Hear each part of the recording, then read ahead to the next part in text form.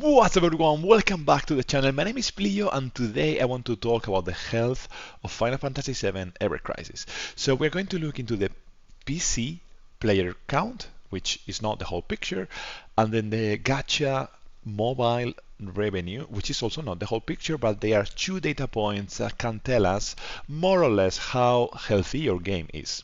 Right, if we look into this chart, we can see a steady trend up to April. So the PC client was launched in December.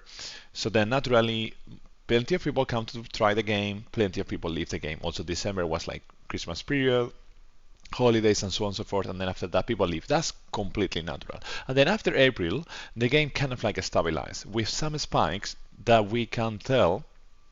I assume they correlate with the different events that we have had, the different banners, and so on and so forth. Now, if we look into the stats, in June we had 4% extra players, and I correlate this to the crossover event that started just at the very end of May, early June, and we have had two banners which were fantastic, really good banners. Now in March we had the half anniversary, which is like it brought 8.69%.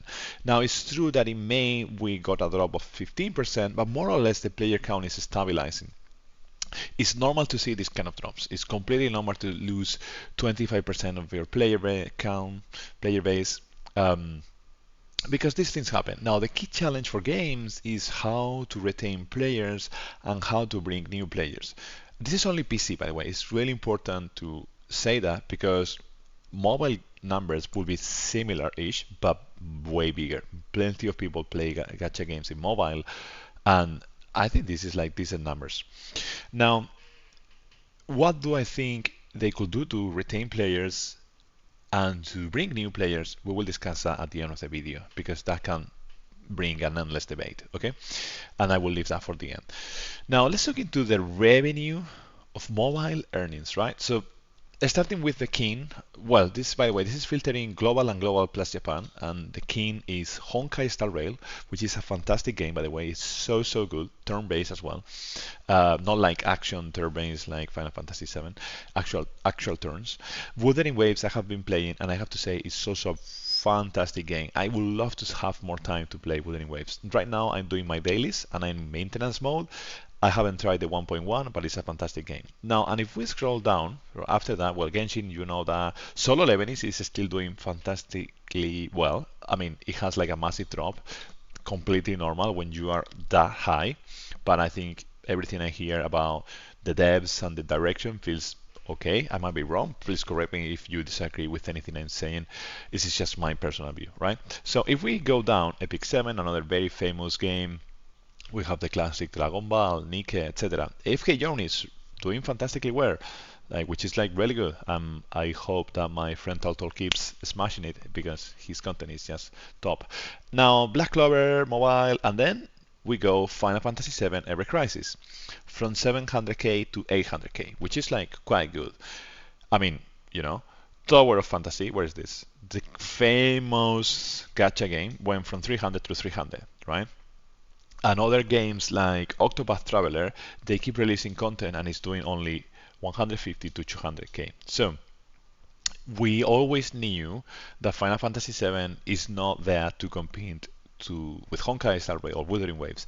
Personally, I think it could be way higher. I think it could be earning twice as much, but we will discuss that a bit later because I just want to look at the numbers first. Now, if we look into China and Japan, America, Korea, combine everything. So, of course, Honkai Star Rail is still the king of the gacha. Genshin is close second. Well, 38 million to 60 million. You know what I mean? Kind of like close seconds when you have so much revenue. Wuthering Waves is doing fantastically well.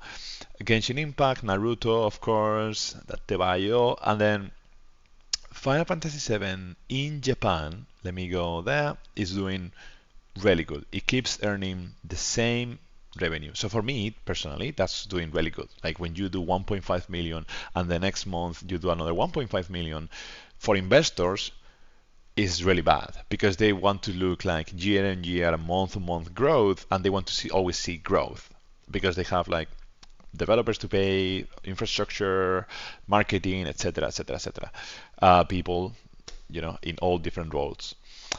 It's not only the development team, like it's all different roles. But and then of course you want to see growth. Any company wants to see growth, but keeping like a sustained growth, I think is healthy and positive. And we have Vincent coming. I think, if I'm not mistaken, it's on the 17th of July for Americas and 18th for us in Europe. So I can tell at least it's going to keep on the 1.5 million. I might be wrong. We will see. The future will tell, right? But for me, this looks like the game is healthy and it has the potential to do even better. Now, we cannot look at numbers in isolation because how much is 60 million for Honkai Star Rail? Is this much? Is this a lot? Well, on the Acheron banner, the Shogunate, whatever they call it, I'm a bit lost with the whole lore of Honkai Star Rail, but they did 100 plus million. They broke all the records. Wuthering Waves is just starting and is doing 29 million, which is like fantastic. Extremely good. So, but the key thing is to compare. Like, for example, for Honkai Star Rail investors, etc., 60 million is not that much in comparison to 140, but you can only do 140 a few times, right? Surprisingly, as I was saying, AFK Journey still does really well. Reverse actually is still doing fantastically well, and I think Reverse is a really good game, but I have like a weird relationship with this game. I'm playing and I can only play a few episodes, and I don't have the time. I cannot make the time for this game. I'd rather play Wuthering Waves or Final Fantasy VII. Perhaps it's my thing. I don't know. I think I'm missing something. And they are performing extremely good in China. And if we look into other places, I think Reverse could be one competitor to Final Fantasy VII Ever Crisis, to be honest, because they are close in terms of like how casual they are, how more or less generous they are. The level of power creep that they introduce after every banner is kind of like similar, in my personal opinion. Please feel free to disagree. But I'm seeing that in global they did 700k, which is like similar to what Final Fantasy did. So I think our game is healthy. I think Final Fantasy VII is healthy. Now, as I was saying, it's good to compare with the past. And when we compare to the past, this is like based on, I collected the Gacha revenue. This is the sum of global plus Japan, right? So 2.3 in June, 2.2 in May, 4 in March. So in March, we like people invested, right? Because it was the half anniversary, and we got probably, in my opinion, the best weapons that we have had so far in the game. The crossover weapons were not even close. They were the half anniversary weapons were just so freaking good, and that's why I'm so excited for the anniversary, because I think power creeps in gacha game works in the sense that it will make people spend money because they don't want to miss on the top items. And that's kind of like one of the problems, that you need to know more or less when to invest, because you cannot follow the meta all the time, well, unless you are like an endless millionaire. But even for whales, you need to be wise about when to spend, etc. Now what I'm seeing is a steady decline here on revenue. And now is when we discuss why do I think is this happening and what could they do to fix it. Now, personally, I think since more or less since end of March, April, May, June, all these things happen more or less since they introduced, in my opinion, Shiba EX2. They changed the dungeon ranking. They changed how much stamina we need to have everything, all the nodes in the summons, etc. And I'm seeing like they are looking at the data. They are taking actions. And I think in my personal read of the events is that they are becoming a bit more predatory in the spirit of like gathering a bit more cash instead of looking at the root cause of why people are leaving the game, which is like it's always easier to try to ask for more money instead of like making a better game, because making a better game involves a lot of things. But I think the two key things, and I have been saying this for a while, and I starting to be like a broken record. Number one thing, of course, you can guess it, right, is stamina. Number two is co-op. I think they need to fix co-op. Especially now in June, we have 3 events running at the same time. You can only find people for the newer events, naturally. But there is a point where normal co-op missions, you always need to find Discord people in Discord to play. That's fine-ish. Like it's fine for dedicated players, but that's never going to help casual players. As a casual player, you download the game, you start playing, and you want to play with people as soon as co-op is available. And what happens is that you click in co-op and you find no one. So what's going to be your experience? Most probably, if you are extremely dedicated, you will wait and see. But if you are a casual player, you're gonna leave the game. That's it. The game is dead. Nobody's there to play. Nobody's playing co-op.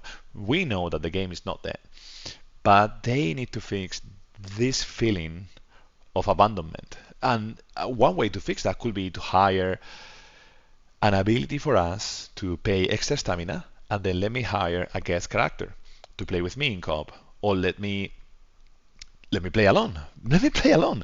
We can clear most of the co-op fights completely alone.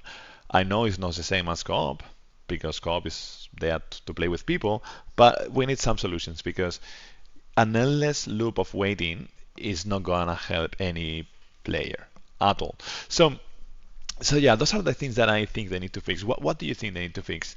If we keep pulling the thread, I would say that other non so important things, but also good to have, will be some quality of life changes. Like something like clicking a button and just upgrading a weapon to the max just by clicking a button. They will display, do you want to invest all this many gil and all this many materia, and it will go as high as you can with all the material that you have. Boom, 120 in one shot, done. It's a small thing like that. It's not needed, of course, but an ability for us to see our stats just by looking at the party, because right now you need to go into the party, click, and then you see the R abilities, etc. The information is there, but it's not easily accessible. It would be even better if we could see the damage calculations. Like right now, people are using third-party Excel sheets that someone really crack put together.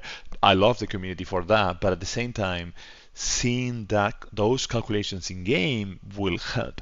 People feel more engaged. Will help people fine-tune the builds, and in general, those kind of things are like not needed. It's not as bad as stamina or the co-op.